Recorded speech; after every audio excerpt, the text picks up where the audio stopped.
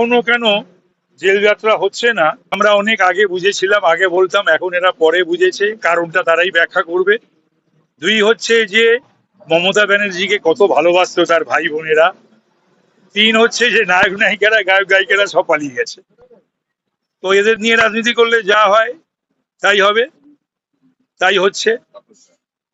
তো এটা তো আমরা বহুদিন বহুবার অনেকেই বলেছি, কেউ সাহস করেনি, সেটা আলাদা কথা।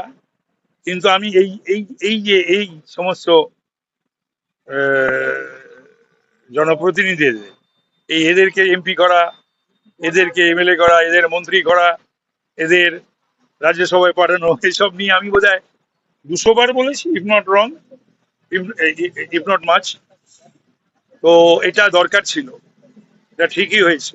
এটা মমতা ব্যানার্জির ঔদ্ধত্যে, অহংকার আর দম্ভের, এবং প্রত্যেককে যে ছোট করা, অসম্মান করা, অপমান করা, এটা থেকে তো কেউ মুক্ত নয়, কেউ বাদ যায়নি। তো এখন সেটা পাচ্ছে। কেন বোঝা বইবে বিজেপি? বিজেপি কি কোনো প্রয়োজন পড়েছে নাকি বোঝা বওয়ার?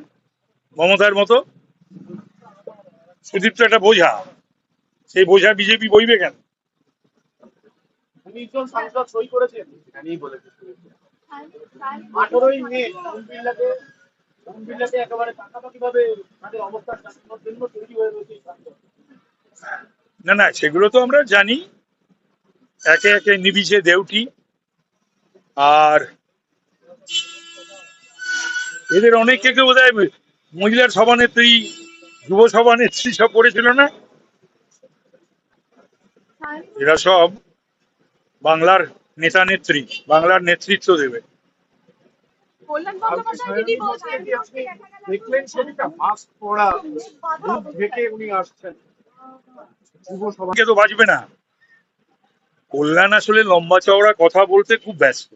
সেই লম্বা চওড়া কথা এখন শুভেন্দু অধিকারীর বিরুদ্ধে, বিজেপির বিরুদ্ধে, আমাদের বিরুদ্ধে বলতে পারছে না। সেইটা তখন সেই মানুষ তো অভ্যাসের দাস, সেই অভ্যাসে এগুলো এখন ওই দলের বিরুদ্ধে বা দলের কারু কারু বিরুদ্ধে যাচ্ছে। তো সুতরাং blood is thicker than water. তো সুতরাং সেক্ষেত্রে মমতা ব্যানার্জি কল্যাণকে গ্রহণ করে কি করে না সেটা দেখার, অভিষেককে ছাড়ে কি ছাড়ে না সেটাও আমাদের দেখতে হবে। না, আমার কি দরকার?